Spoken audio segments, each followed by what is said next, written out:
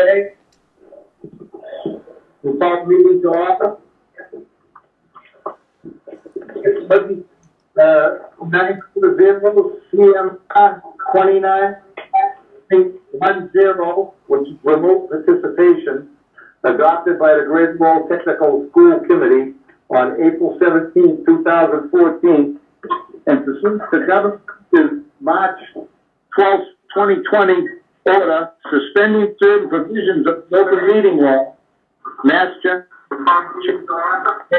18, the Governor 2020 order, imposing strict limitations on the number of people that may in one place. This meeting of the Greater Lowell School Committee is being conducted via remote participation by the following members participating remotely. The following members and individuals and members are present.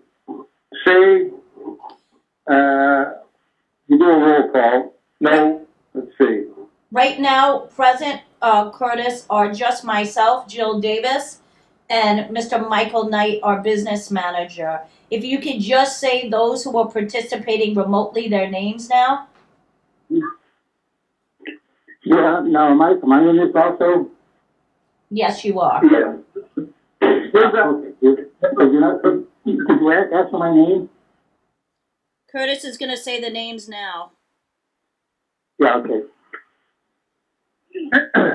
So, those participating remotely, School Committeeman George Tarsius, School Committeeman George O'Hare, Committeeman Clinton Geeky, School Committeeman Fred Bahu, School Committeeman Lee Gitzier, School Committeeman Paul Moran, and School Committeeman Paul Machian. Is there anyone I missed? I don't think so. No, Mr. Chairman. Okay.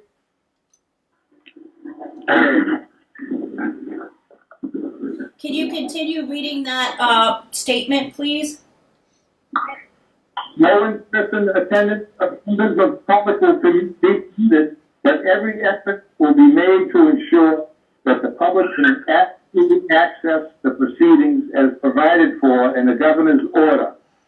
Individuals that would like to have access should join the committee by calling the following number: 1-413-341-4547.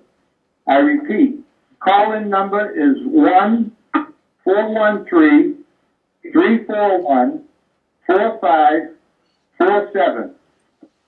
Then follow with the PIN number, that is 242531859. Again, the PIN number you follow is 242531859. Could we now have a roll call? Mr. Gigi? I am here. Mr. Gitcher? Yeah. Mr. Tatsias? Here. Mr. O'Hare? Here. Mr. Sheehan? Here. Mr. Bahu? Here. Mr. Moran? Mr. Moran?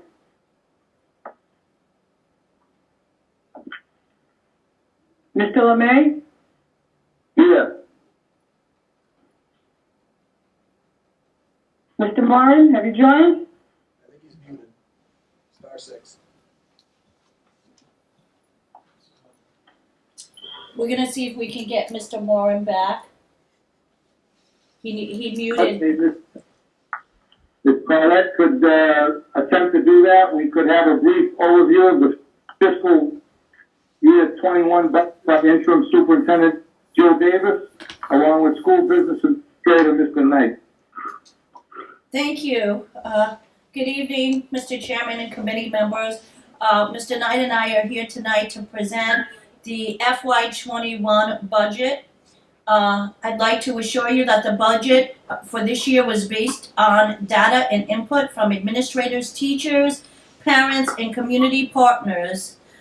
centered around improving student achievement in order to develop confident learners and skilled workers.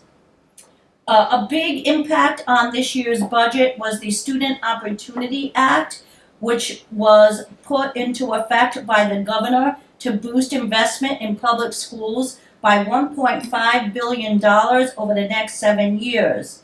And this bill is aimed at tackling inequity specifically for school districts with higher percentages of low-income students, English language learners, and special education students in order to close the achievement gap.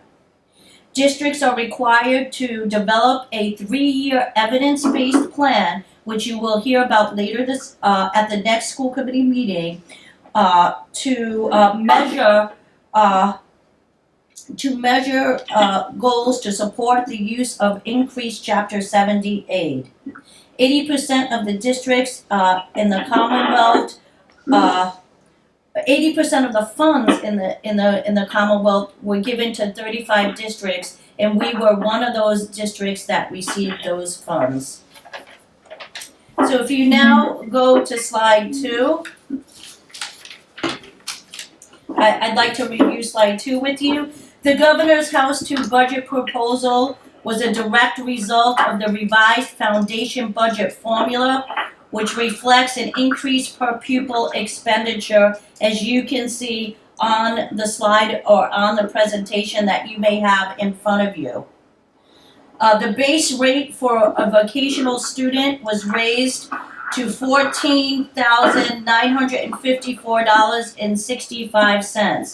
This is a $582.85 increase.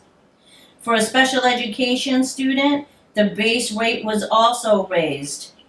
For an ELA student, the base rate was raised, as well as low income.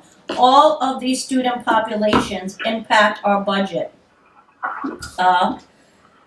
Additionally, the qualification to be counted as low income changed from a ceiling of 133% to 185% of the total poverty level. This also has a great impact on our budget. And for the FY21 school year, they're using our 2016 estimated low income numbers to be able to calculate this. Are there any questions on the foundation budget, the increase to the foundation budget due to the increase of the formula for per pupil expenditures?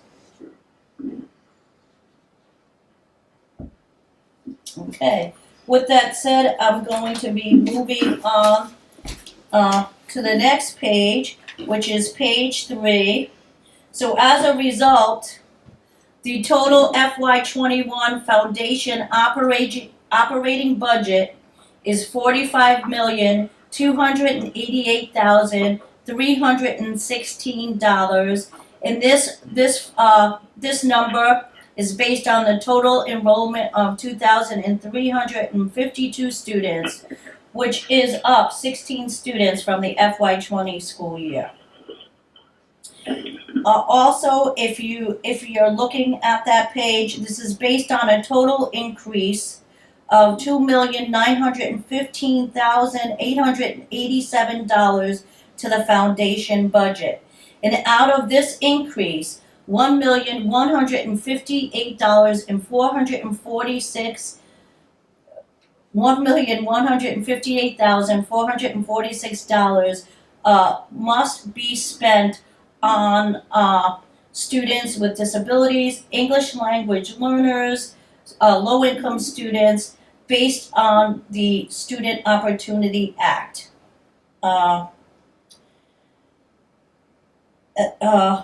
In addition, as well as the increase, there was an increase in the minimum contributions by towns of $740,503, bringing the required contribution to $14,281,422. I just want to reiterate that this number is set by the state based on property and income and wealth. So this is a set number by the state. Any questions on the operating budget and the changes to the operating budget? Jill, can you hear me? It's Kempton. Yes, Captain. I have the book that was sent around by mail earlier in the week. Is there a way that you can show those exhibits online so that we can see them as you're saying the number? Well, they are They up on did- the screen. Can you not see it up on the screen? I'm not seeing it, no. So is there some guidance on how I can pull that up? It was emailed to you. It's gonna be where the meetings are generally live streamed. So I think you can get that link right from the GL Tech website, if I'm not mistaken. Do you have your book with you, Captain? Yeah, I got the book with me. I Okay, see where if you look are. at your book, it's tab 14, page 3. Yep. We'll see if we can get the camera on the screen. Is that what you're asking? Yeah, 'cause I'm wondering, when you say live streamed, do I have to go to another site? Yes, you do. The public is viewing from our website. Oh, I gotcha. I gotta have a split screen. Okay, I got it here in the book. Okay. Any questions that other committee members may have about the operating budget of $45,288,316 for the FY21 year? Okay, moving on to the next slide, Mr. Knight will take over. Sure. So if you're following along in the book, this is going to be tab 5, page 3, and this is going to show a difference between the FY20 and the FY21 budgets. And what you can see here is, again, on the last slide, Ms. Davis was explaining to us the increase in the minimum local contribution to assessments of over $740,000. However, when you do look at the assessments on the screens for the town's total and our increase, we were able to come in less than that dollar figure as a result of the increase in the amount of reimbursement for transportation, as well as offsetting some of that cost and the decrease in our debt, which we experience as part of that assessment on a year-over-year basis as well. Additionally, below that, you'll see that we are including the increase to the Chapter 70 formula, which gives us an additional $2,175,384 in state aid. And again, as I mentioned, that increase in the transportation reimbursement of $116,360. And when you look at the total of all of the revenue from this budget, our budget is a total budget of $49,377,975, which is an increase of $2,380,182 over previous years. Does anyone have any questions with that tab? It would appear that the statement is more generous helping us out. Yes, it would, Mr. Chairman, and that's based on the Student Opportunity Act. We did receive additional funds.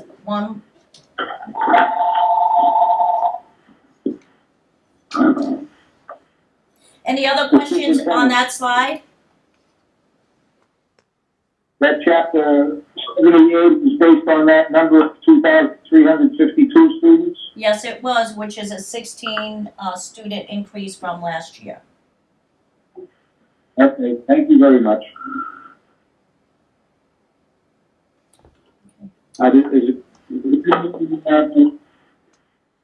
Mike is going to move forward with the next slide. Unless someone has another question. I think this one's actually. I'm sorry, this slide is my slide. So just to discuss with you all, the budget priorities for the FY21 are again focused on allocating staffing driven by the need to maintain support in our core required classes and technical programs to address the persistent achievement gap. among our student subgroups, those that we discussed earlier, the English language learners, the special education students, the low-income students, and the Asian subgroup. Keep class size manageable and providing a full schedule of course offerings. Supporting inclusion and high expectations for all students. Creating more effective student ratios in these inclusion classes. Providing a supportive social emotional learning environment for our students. And providing professional development and coaching to our staff to meet the needs of our diverse learners and supporting educational equity and opportunity for all. Does anyone have any questions regarding the budget priorities?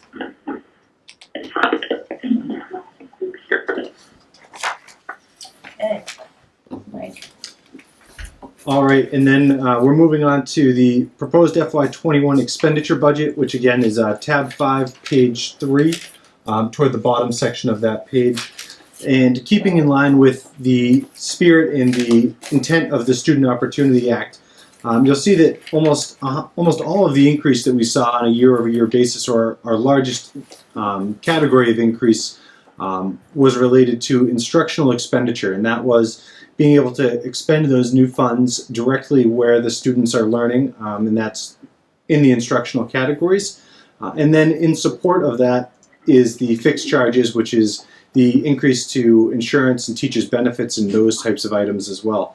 So when we look at the increase of the budget, it's very heavily focused to the areas that the Student Opportunity Act was driving us, and allowing us to direct the funds toward the student learning and achievements areas. And closing the achievement gap. Closing that achievement gap. So with that, we also did see other moves in certain categories. I think the largest one that would probably stand out is the operation of plant category, which had a decrease on a year-over-year basis of just shy of $570,000, and that's mostly related to the project which we had funded through the Excess and Deficiency last year in the budget, or this year, should I say, which is putting up the lights on the football field. And then in other categories, we saw some increases again aimed at student achievement, looking at other services to help with help coaching teachers and providing new curriculum items, professional development, things along those lines. So those were some of the biggest drivers within the expenditure side of the budget. Are there any questions to that slide? Do you want to talk about And also we do have a continuing commitment to maintain funding OPEB included here, which we're doing at a small scale, but at a scale which helps us to address the concerns of financial institutions who are creditors and potential creditors in the future.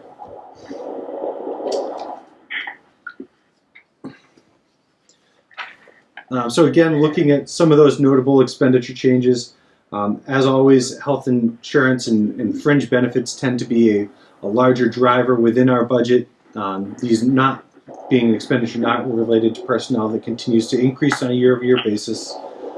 Additionally, the retirement system continues to have a growing assessment. As we do, they have an OPEB liability with retirees, and generally see that on an increasing basis. And then again, I talked about some of the things we're doing with the Student Opportunity Act, looking to divert spending to professional development to help increase the efficiency and effectiveness of our teaching staff and other professional staff. Looking at some software for teaching to help aid in that and to help aid with working at home and continuing learning outside of the classroom. And then also looking at, again, expending in curriculum and contracted services to help, again, drive that coaching and teaching of the teachers, so to speak, in order to get that achievement gap closed.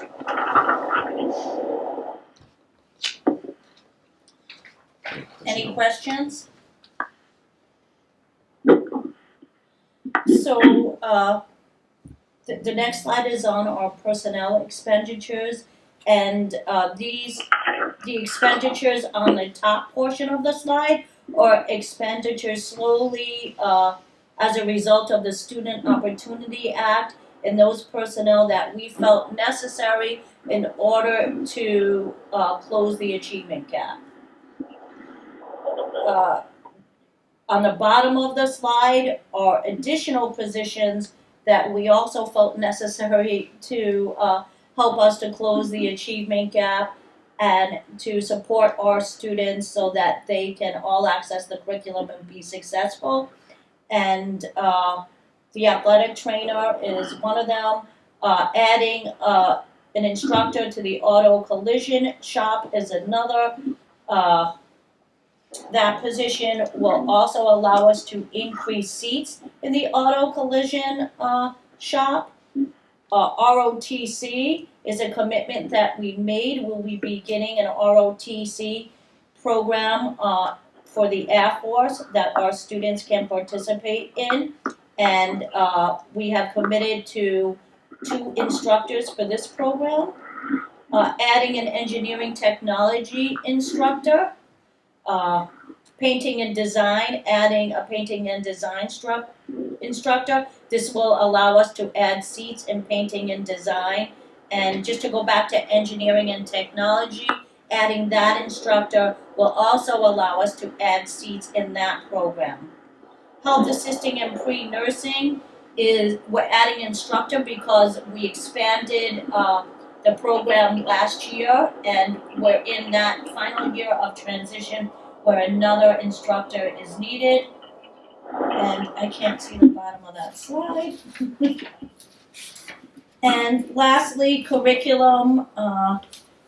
This would be for substitutes. We spoke about increasing the substitute pay, and I can talk a little bit about that if you'd like. I think that's in your packet. Would you like me to speak about that?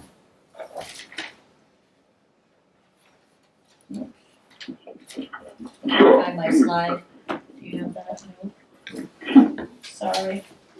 I can't find my note on the substitute rates that we said that we were going to increase to, but I think it was going to be a flat rate. Give me 1 second to look through my notes.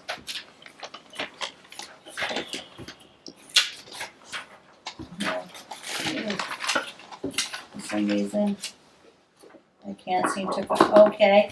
To increase the substitute salaries, which have not been done in 10 years, and this would be to $105 a day for retired and licensed substitutes, $100 a day flat rate for those substitutes with a bachelor's degree, and $90 a day flat rate for those substitutes that do not have a degree. And that's market comparable.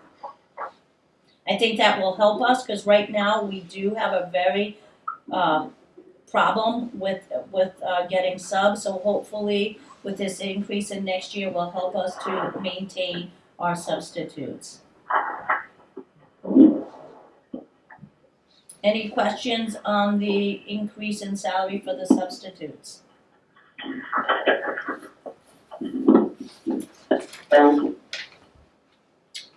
Did someone have a question? No. Okay. All right, moving on next is the recommendation to use $300,000 from the Excess and Deficiency Fund in order to meet net school spending and continue our OPEB funding within this FY21 budget. So despite assessing at the state minimum contribution, there are certain expenditures within the budget that do not qualify to be counted as net school spending funds. So without adding some excess and deficiency to the budget, we would not meet the net school spending, which potentially causes the district to lose state funding in the future. The amount of the costs in the budget that aren't included in net school spending are a contract which we have with UMass Medical for Medicaid reimbursement for $12,000. They help us to file our Medicaid reimbursement and gain funding from the state for that. The replacement of a pickup that we've had since 1996 for $55,000. It's really at the end of its life and is a safety concern. so the need to replace that exists. There is capital equipment replacement for, I believe this was mostly janitorial and maintenance equipment of $15,000 within the budget. And then capital vehicle repairs, so maintenance on vehicles and larger capital items is not counted through net school spending as well. Bringing the total of costs that are outside of net school spending to $102,000. So with that 102 and an additional 98 from excess and deficiency, excluding the 100,000 to be moved to OPEB, this should allow us to manage a tight budget to net school spending, but a budget that it does allow us to meet net school spending and maintain all of our state funding as it exists today. Are there any questions to the use of excess and deficiency?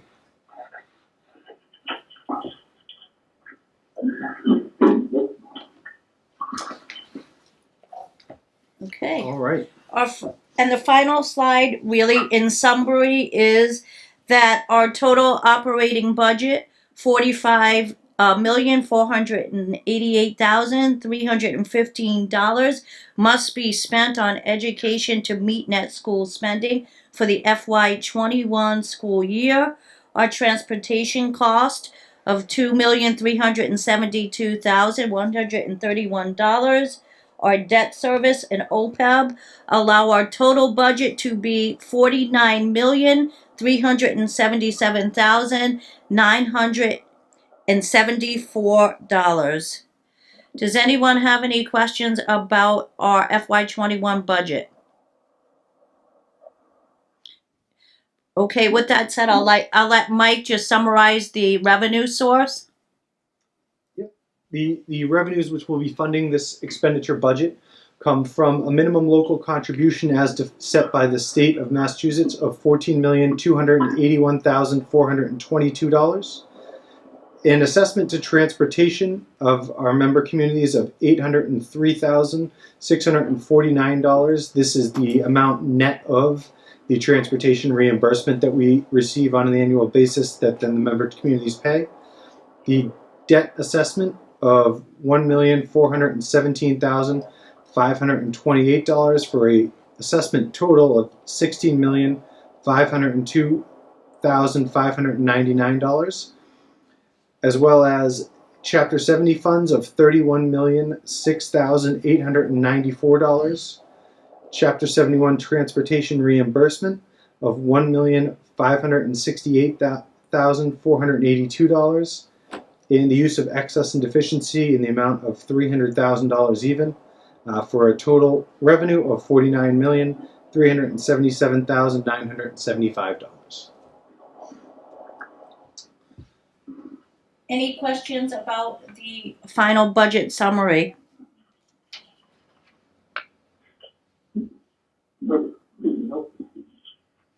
Nobody. I'm sorry, I didn't hear. Okay. If there are no questions, Mr. Chairman, myself and Mr. Knight are finished with our presentation. The chair would ask anyone in the audience wishing to speak on the budget. Is there anyone in the listening audience that has questions that would like to speak? This is the time to do it, please. No one responding? Hearing none? I vote on the floor of the minute for the preliminary budget of fiscal 21 will be placed during the regular school meeting at 6:30.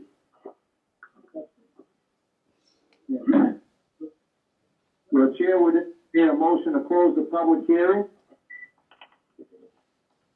Madam Chair, make a motion to close the public hearing. Second. Who is the second? Okay.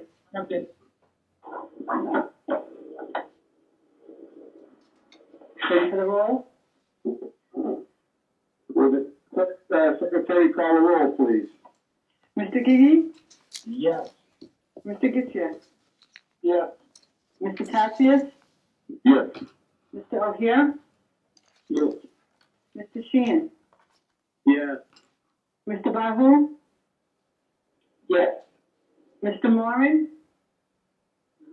Mr. Lemay? Yes. All public participants now be disconnected, and we will move ahead with the regular school committee meeting. As chair, I'd like to call the meeting to order. Please stand and cite the pledge of allegiance, please. Sure. I pledge allegiance to the flag, the United States of America. United States, to the republic for which it stands, one nation, Indivisible. for all. That's it for all. Okay. Okay. Mr. Chairman. In accordance with 940 CMR 29.10, which is participation, adopted by the Greater Lowell Technical School Committee on April 7th, 2015. And pursuant to Governor Bacon's 12th, 2020 order suspending certain provisions of the open meeting law, General Law, Chapter 30A, Section 18, and the Governor's 15th, 2020 order, imposing strict limitations on the number of people that may gather in one place. This meeting of the Greater Lowell School Committee is being conducted via remote participation by the following members, and those members will be named during the roll call. The following members and individuals are members that are present. No in-person attendance of members of the public will be permitted, but every effort will be made to ensure that the public can adequately access the proceedings as provided by the governor's order. So, the Mr. clerk Chairman, call the roll, I'd just like to say before that the members that are present here are myself, Mr. Barton, and Mr. Knight. Ms. Superintendent, would the secretary call the roll, please? Yes, Mr. Gigi, I am here. Mr. Getchia, Yeah.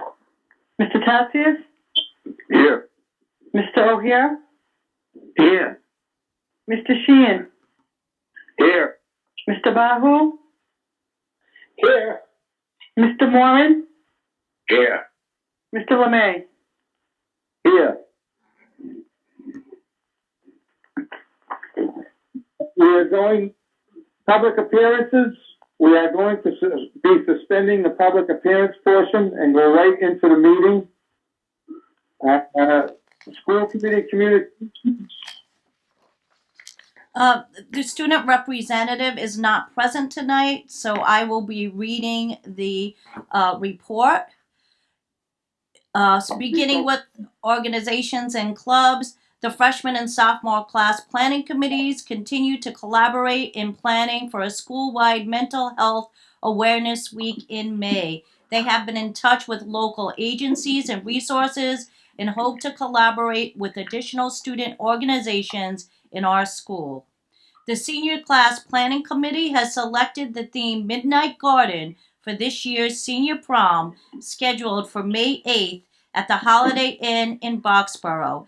Ticket sales have been delayed pending reopening of school.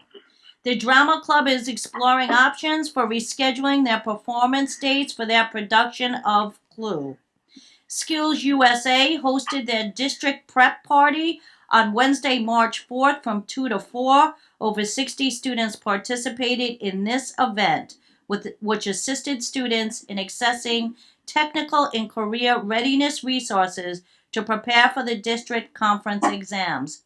While the district conference exam was canceled, we are grateful that the state office provided our students with an opportunity to take the tests. District-wide results will be released once all schools in the district are tested. Athletics.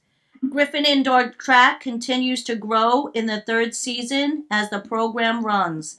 The boys captured the CAC league title while the girls finished a strong second place in the league. Several team members also qualified for the MIAA state competition.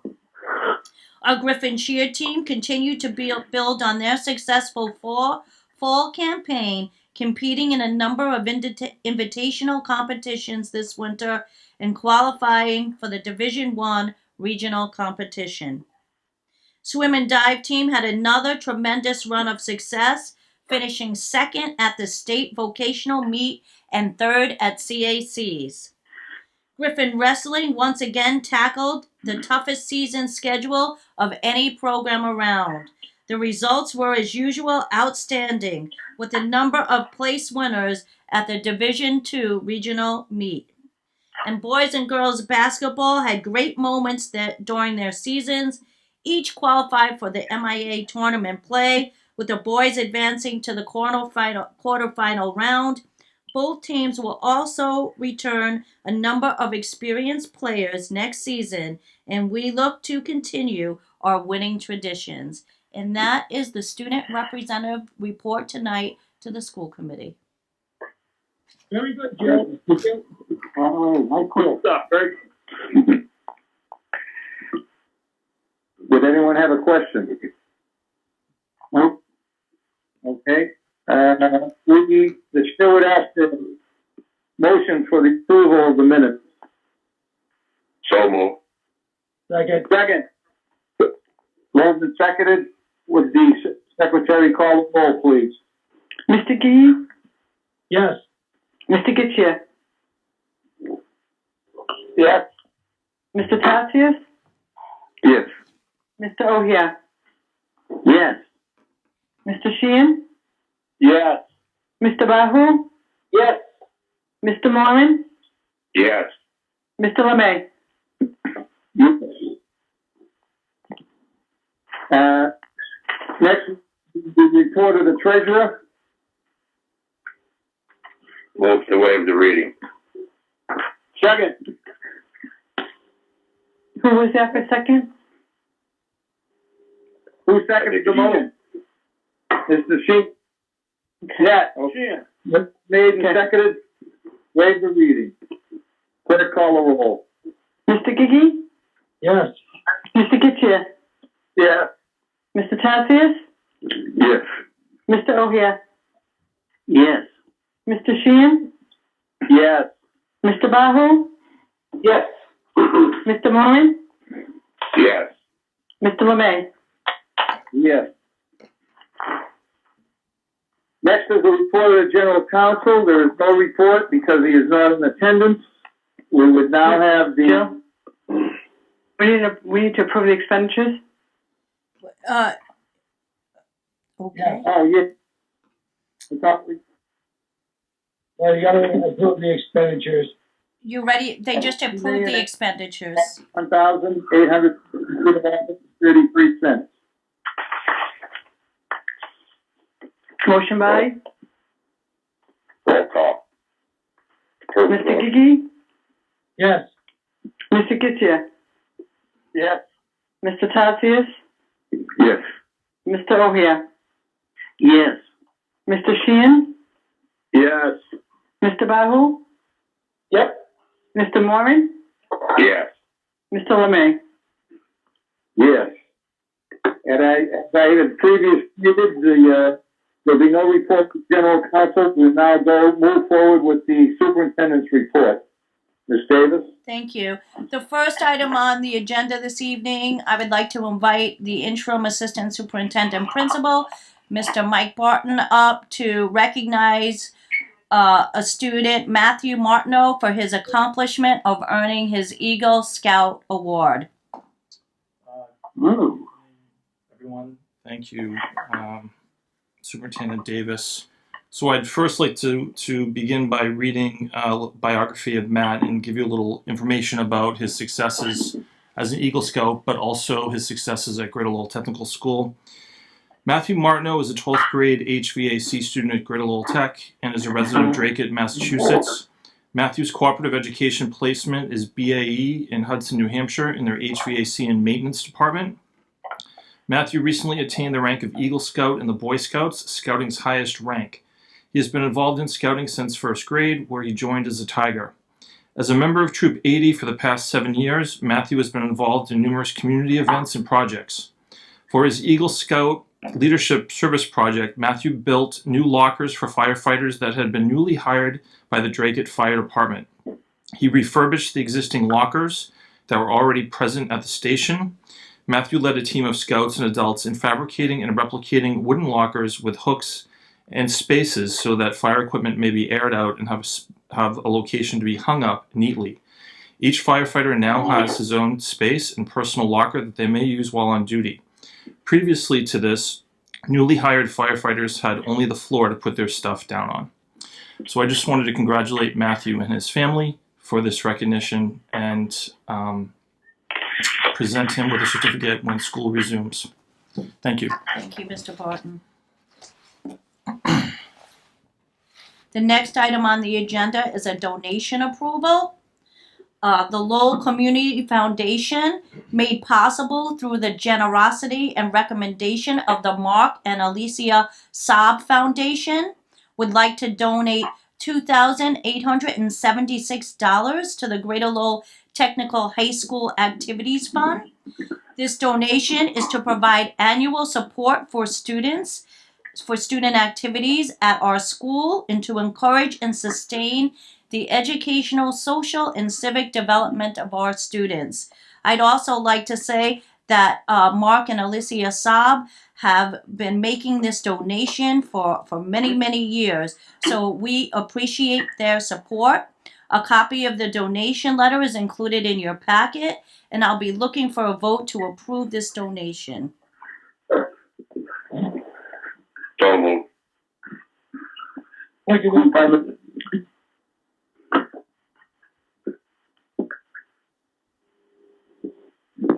Seconded by? Who was that? Tempted. Thank you. The next item on Wait. Sorry. Ready for the roll? sorry. It's okay. Mr. Gigi? Yes. Mr. Gitchia? Yes. Mr. Tatsias? Yes. Mr. O'Hare? Yes. Mr. Sheehan? Yes. Mr. Bahu? Yes. Mr. Moran? Yes. Mr. LeMay? Yes. Thank you. Continue. The next item on the agenda is our cooperative education report. We currently have 189 senior students participating in our cooperative education program as of February 29, 2020. This represents 38% of the class of 2020. In addition, 4% of the junior students are currently on co-op. A copy of the February cooperative education report is included in your packet.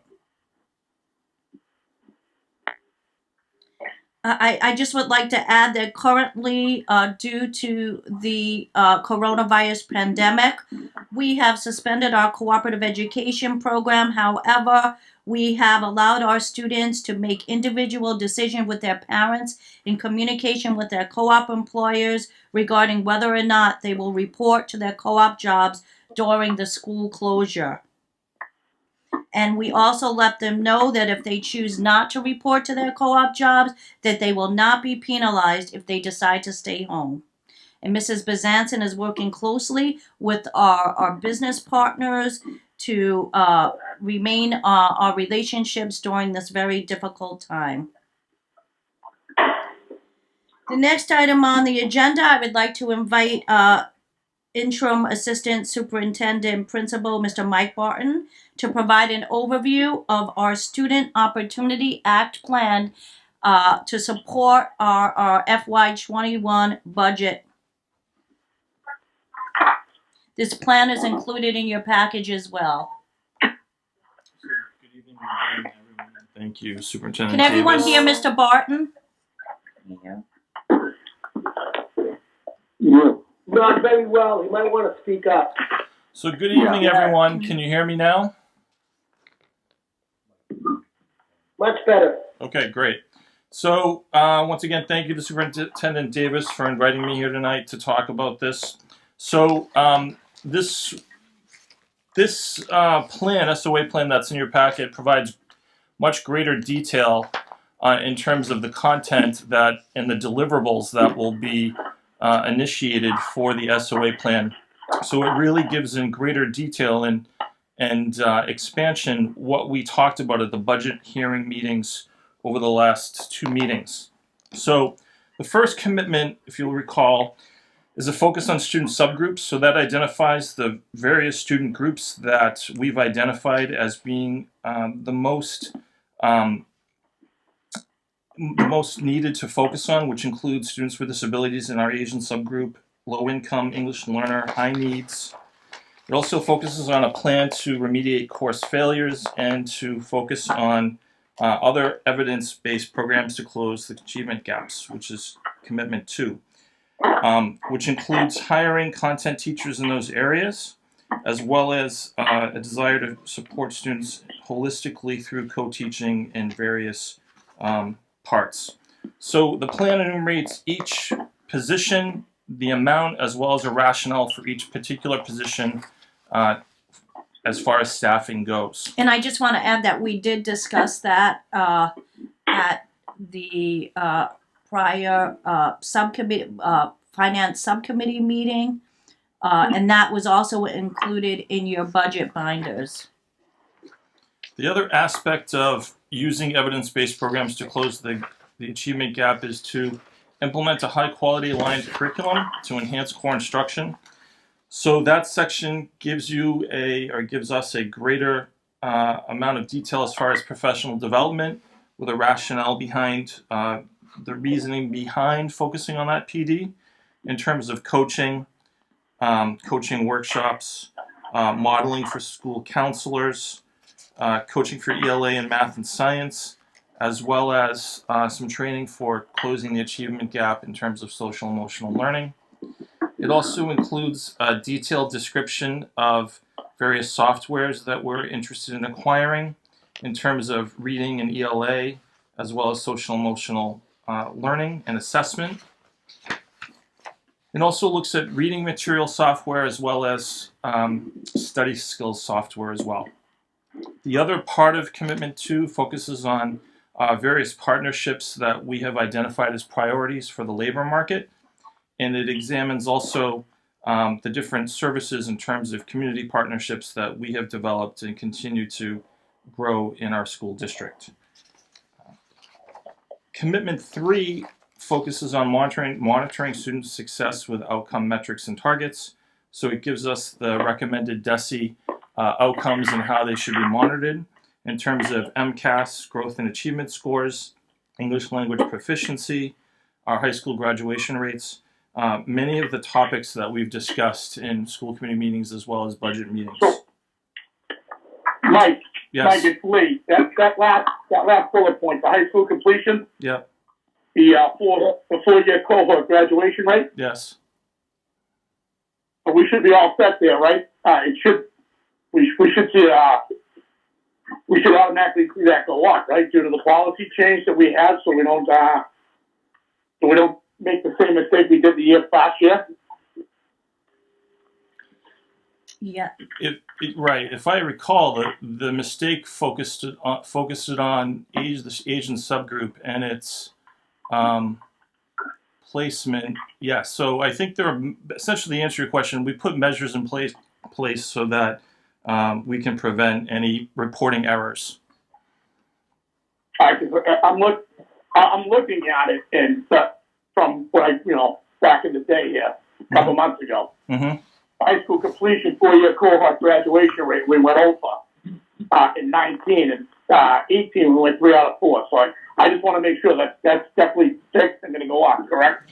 It shouldn't be by any reporting errors for the Sims report, and that's okay. Thank you. Yep, you're welcome. Well, thanks, Mike. That's all. Thank you. Yep, thank you. As far as it also Do you want to talk about the custom measures too? Yeah, it also covers surveys that will be given out to through the guidance department for trauma responsive schools. It also looks at parent and guardian surveys, as well as data for disciplinary incidents and students assigned to therapeutic homerooms, which we discussed. The last commitment is engaging all families, so that we're looking at developing resources to increase parent engagement in terms of our EL parent advisory councils, to continue to work with our attendance officer, to continue to work and develop our school council, to continue to work with our special education parent advisory council, our parent organization, and the After Dark program that we've discussed and we're developing currently, as well as continuing the annual college and career fair and looking to expand that. So that's encapsulates the SOA plan at this point. So that's basically a summary of the plan, which coincides with the budget that we presented earlier in regards to the amount of money that needs to be spent, the minimum amount of money that needs to be spent on closing the achievement gap to support the Student Opportunity Act. Is there any questions? So with that said, I'm going to be asking for a vote to approve the plan. The plan needs to be approved and submitted to the state. Actually, I think the submission date has been extended as a result of what's going on currently. But we'll be looking for an approval. Mr. Chairman, I'm looking for an approval. Okay. Hearing that, we have to approve that. Okay. Moved by Matt Sheehan. Do I have a second? Second by Lee. Second by Lee. Madam Secretary, have a roll call, please. Mr. Gigi? Yes. Mr. Getchia? Yes. Mr. Tatsias? Yes. Mr. O'Hare? Yes. Mr. Sheehan? Yes. Mr. Bahu? Yes. Mr. Moran? Yes. Mr. LeMay? Yes.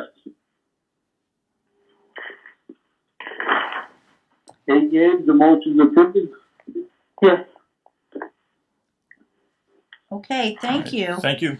Thank you, Mr. Barton. Thank you.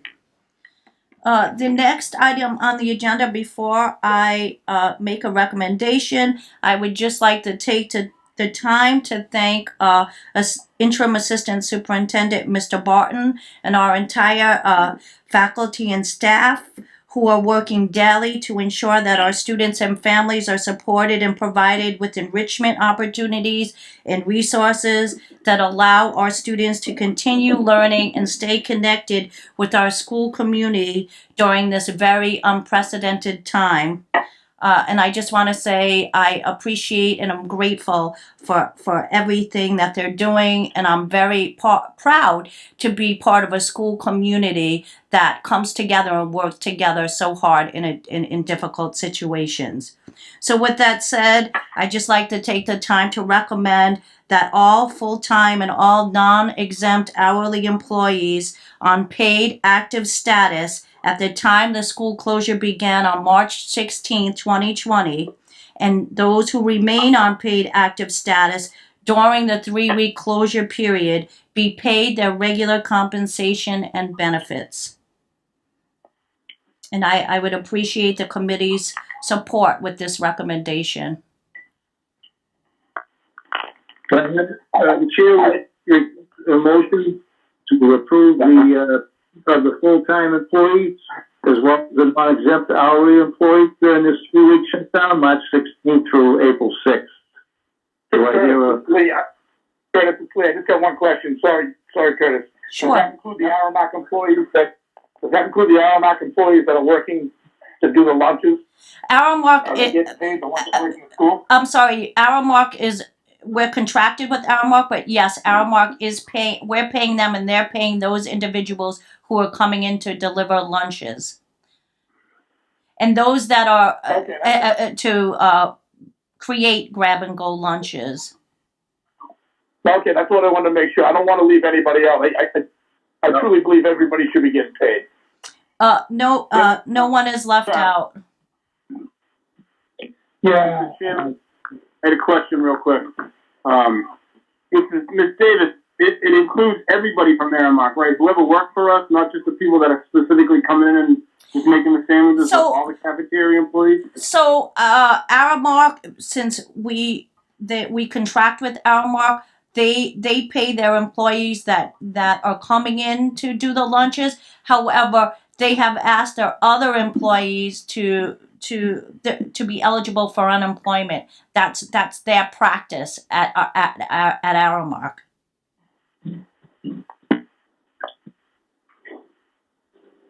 So basically, you're picking and choosing to come in and work. I mean, I know we can't tell Aramark what to do. I just feel as though we're paying them. Are they going to give us money back because we're only making so much lunch? So basically, the state is reimbursing us because we're more than 50% free and reduced lunch. We're being reimbursed for providing food during this time. Okay. If the chair may ask, I've been in consultation with the interim superintendent for many hours a week as we try to adapt what's going on in not only our district, but the whole Commonwealth, but the whole world, the whole country. And she's done due diligence, I must say. I can't say much to my surprise. There's a lot of work involved, whether it's in the building or out the building, and what we do on a day-in, day-out basis. As far as what the governor has done, we don't know. He's extended a week through April 6th. This budget is still active. The money is encumbered. So we feel that we want to pay them like every other district's doing. And we're going to get, in faith, a return on this. And I think it'll work out. We'll just deal with it at the end of the 3 weeks. We'll go from there. If there's no questions, then I have a motion on approval of the full-time employees as well as the non-exempt hourly employees during the 3-week shutdown. Motion. Quickly, I'd like to say, Mr. Chairman, it's Kempton Gee. I'd like to say, as part of social responsibility, and where it's already budgeted, I feel that it would be appropriate at this time to move forward and pay the employees. Thank you, Kenton. Any other committeemen? Any comments? Was that motion seconded, Paulette? Who made the motion? Lee? I believe it was Lee. Lee? Okay, and Matt, I believe, seconded? That's correct. Okay. Well, thank you. Ready for the roll? Mr. Gigi? Yes. Mr. Gittia? Yes. Mr. Tatsias? Yes. Mr. O'Hare? Yes. Mr. Sheehan? Yes. Mr. Bahu? Yes. Mr. Moran? Yes. Yes. Mr. LeMay? Yeah. With that said, that was my last item on the agenda, and again, I appreciate the committee's support with this recommendation and the support they've given me over the last week, and actually since I started in January, specifically over the last week, as we mitigate through this very difficult situation. So thank you all again. And with that said, I'm going to turn it over to Mr. Knight for the report of the business manager. Thank you all. Thank you. Thank you, Jill. Thanks, Joe. Welcome. Good evening. The first item on my agenda is just an update. We held our public hearing on the FY21 budget prior to this meeting. I believe we had full attendance from the school committee and had a public dial-in, and we've gone over an overview of that budget as presented for the school committee. So the next item in my agenda tonight would be seeking a vote of the the approval of the FY21 budget based on the presentations heard and the budget provided to the school committee. In the budget total of $49,377,975. So we would look to see a committeeman make a motion of that approval.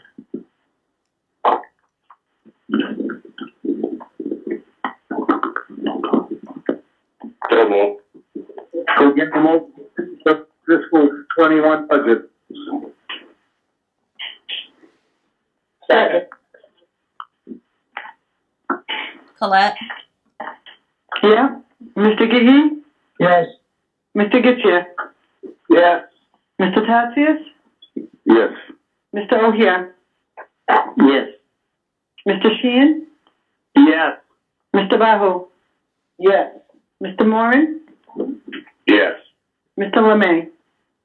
Yes.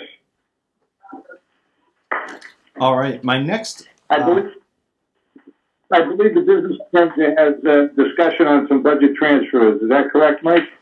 Yes, my next item on the agenda is the budget transfers.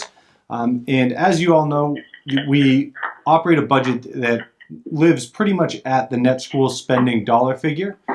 So as a result, when we find savings within the budget year, it's necessary for us to look at how those savings can be best used to educationally move the programs that we have forward or expand those programs and allow them to stay current and as effective as possible.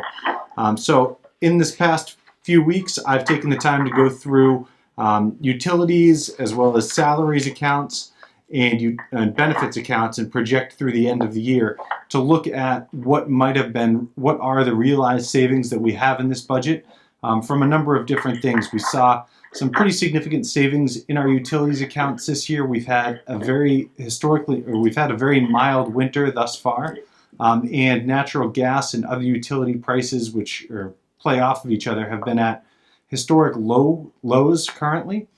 So we've had some savings in heating and electric bills. Additionally, we've had some savings in the salaries accounts. As you know, we budget pretty early into the year, our approval generally taking place in March, and the budget beginning much sooner than that. And in that process, because of the timeline, sometimes we'll have retirements or resignations that come about from staff members later in the year who were budgeted at their generally higher salaries than the replacements come in at. So we've had a number of those scenarios which provided potential savings. And then in this year in particular, we've had a number of positions that went out on leave or became unfilled because there weren't top-notch suitable candidates for those positions.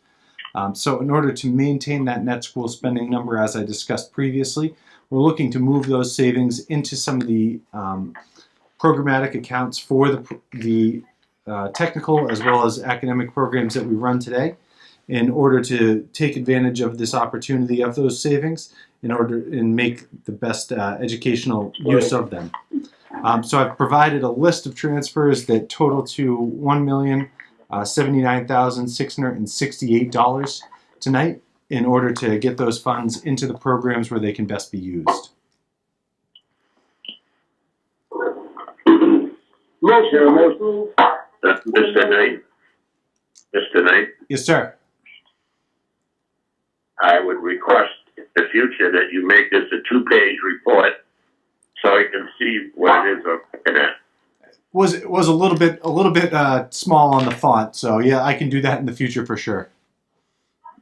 All right, thanks, buddy. Motion to approve $1,079,668 with transfers for the FY 2021 budget.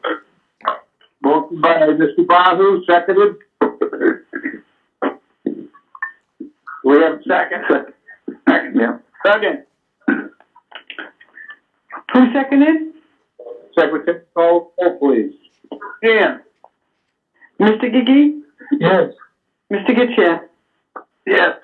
Mr. Tatsias? Yes. Mr. O'Hare? Yes. Mr. Sheehan? Yes. Mr. Bahu? Yes. Mr. Mo- Yes. Yes. Mr. Lemay? Yes. And that concludes my report for the night. Thank you. Thank you. Thanks, Mike. What are your names? Next order of committee business is old business. Anything on old business? Yes.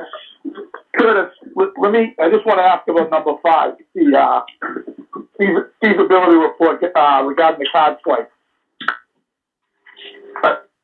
Where are we with that? Is there any way we can look at the card swipe for like the last 60 days and get a report? I would defer to Mr. Gigi because he's been involved with that from the get-go, if you would, like to comment something. Yeah, I'm very excited and motivated to keep enhancing the card swipe capabilities within the school to allow us to know where our personnel are at any one time in case of an emergency, and that their location would be required by local authorities, police, or fire, to assist with any. The only reason I'm asking is because when we're sitting and doing the budget, we're talking about going to negotiations with everybody in the school. So maybe it's something we can look at. It's a negotiating table where everybody's required to hit the card swipe machine for that reason exactly. I would like to see it implemented sooner than later. Yes, I agree. Thank you.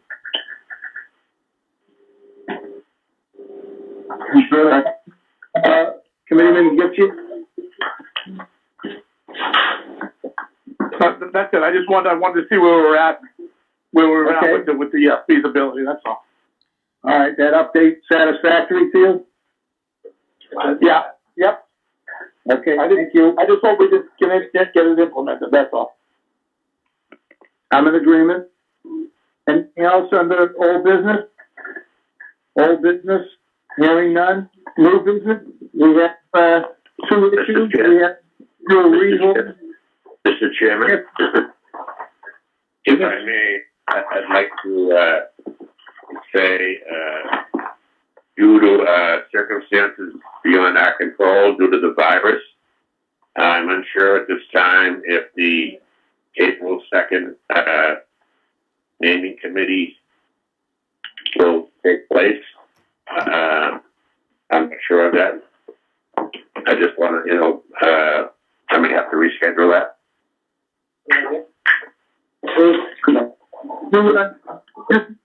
Paul, I didn't get, you said April 2nd? Yes. I have a meeting scheduled for April 2nd. Yes. But I don't know if that's going to happen. Okay, you want to put that on hold or reschedule it? It's a possibility, I think, at this time. Okay, any objections? Nope. Okay. No. Okay, good to know. Paul, is that okay? What's that, Mr. Chairman? What's that? We'll leave that to you as to when we'll get back on that.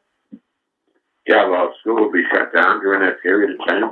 So, Yeah. I mean, Yes, Mr. Moore. I'd have to report to the superintendent to see what could possibly be done. You know? School is closed through April 6th to this date. I can update you when school reopens, and at that time you can reschedule the meeting. Okay, that sounds great. Thank you. Okay. Thank you, Mr. Chairman. You're welcome. As I mentioned, we have 2.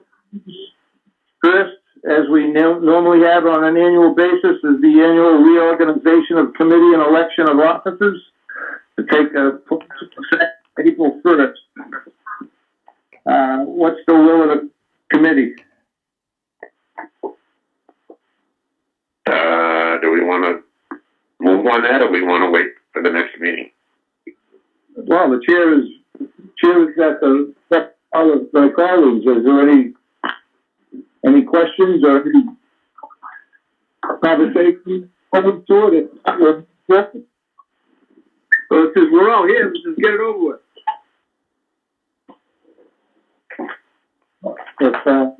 If I may, the Chair, at this particular time, I would like to name Paul Doherty in the next chairmanship. Paul is no stranger to Greater Lowell, Texas. He's been around, whether as employee, a committeeman. He's done yeoman's work with his due diligence, does best he can. He's always at the school. He's very caring, and he's got a lot of knowledge of what's been going on. And he's been there before, and he used to give. It's not like we were trying what we're facing currently. He's been there when we had the $65 million renovation of the school. We've had several superintendents that we've had to deal with, and Paul has put his best foot forward. I think he's a good man. So, with that, I'd like to place his name in nomination as the next chair. Thank you, Mr. Chairman. I'll second that. Moved and seconded. Do we have any questions? If not, will the clerk call a roll? Mr. Gigi? Yes. Mr. Getchia? Yes. Mr. Tatsias? Yes. Mr. O'Hare? Yes. Mr. Sheehan? Yes. Mr. Bahu? My vote's for Mr. Moore. Mr. Moran? Yes. Mr. LeMay? Paul Corin. All eight approved. Thank you. I'll do my best.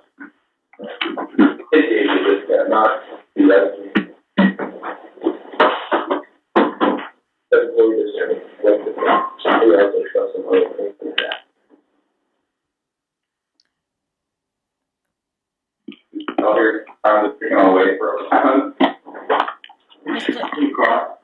Chairman LeMay? Yes. Are you going to speak about the other officers now? I'd like to see if there's any nominations for vice chair. I'd like to nominate Mr. Gigi for vice chair. Been a hard worker on this board for many years, as well as has done this, all of his work with compassion and humility, and I think he would be a great vice chairman. I second it. The chair would concur with the secretary, call the members for their choice of vice chair. Mr. Gigi? I would be honored to do it. Mr. Getchia? Yes. Mr. Tatsias? Yes. Mr. O'Hare? Mr. Gigi? Mr. Sheehan? Yes. Mr. Bahu? Mr. Gigi? Mr. Moran? Yes, Mr. Gigi. Mr. LeMay? Kempton Gigi. All eight approved. Congratulations. Thank you for the heartfelt support. Thank you. I believe that leaves with the exposition of secretary. Are there any names to be? Yes, I'd like to nominate Fred Bahu. Second. I'd like to nominate Matt Sheehan.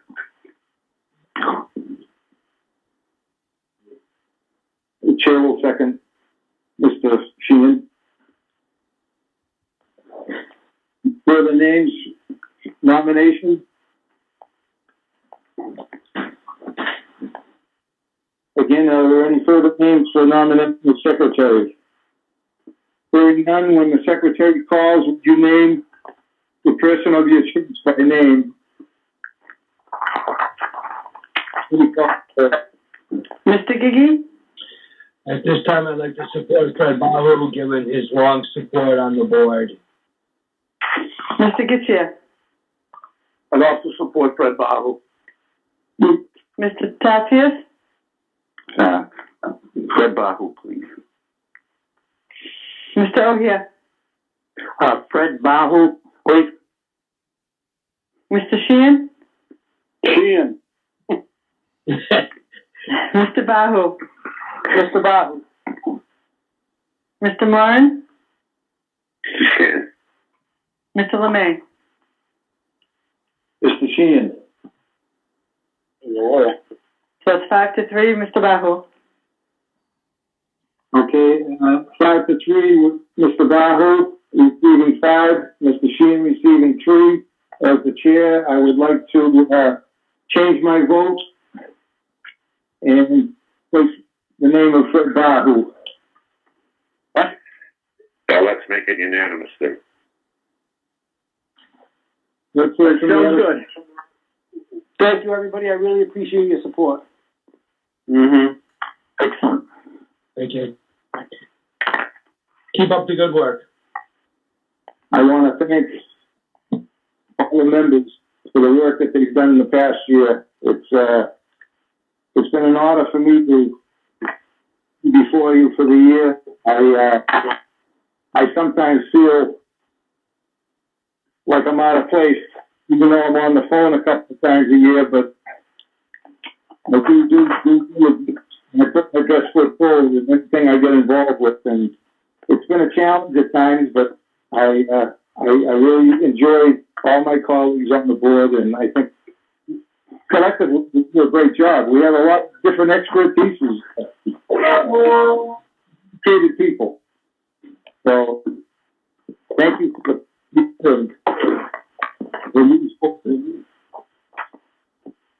You did an awesome job, Chris. Yeah, thank you, Curtis. Yeah, you're welcome. The second item on the agenda relative to Mr. Sheehan, relative to excused absences, a discussion was requested. I would like to hear from Mr. Sheehan, please. Right, thank you. The general point of this is if a student wants to go check out a college, they're excused absence. You get up to 2 of them. What is not was brought to my attention is that if a child wants to go to Reunion Hall and take a test, for example, plumbing, electrical, things like that, I think that for the yearbook next year, that we need to expand the definition of excused absence to include union halls, civil service, military. That's the gist of why I put that on there. Thank you, Mr. Sheehan, and we will include that in the student handbook for the 2021 school year.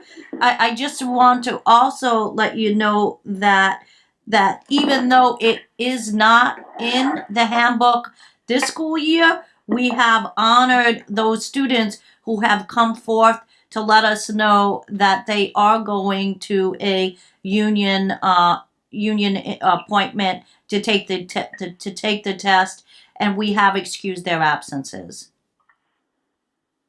Oh, that's terrific. Thank you very much. But moving forward, I think you're correct by saying we will note it in the 2021 student handbook. Thank you very much. You're welcome. Thank you. Were there any commitment motions? I don't believe there were this month. I didn't see anything on the sheet I had. Report subcommittees, is there a motion to approve the minutes of the finance subcommittee meetings? So moved. And next, second, Mr. Dixon, for the call a roll. Mr. Gigi? Yes. Mr. Getchia? Yes. Mr. Tatsias? Yes. Mr. O'Hare? What was that? One more time. Mr. O'Hare? To approve the minutes? Oh, I'm sorry. Yes. Mr. Sheehan? Yeah. Mr. Bahu? Yes. Mr. Moran? Yes. Mr. Lemay?